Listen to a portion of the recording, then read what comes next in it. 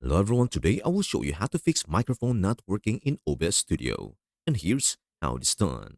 1. Check if the mic is added in OBS. Open OBS Studio.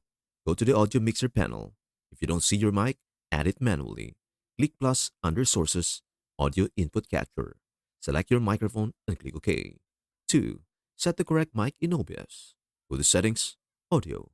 Under Mic or Auxiliary Audio, choose your microphone. Click Apply and OK. 3.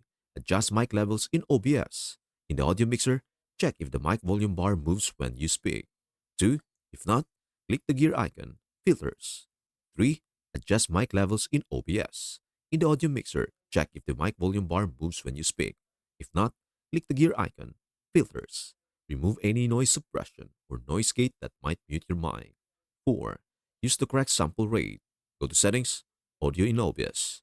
Match the sample rate, 44.1 kHz or 48 kHz to your Windows sound settings.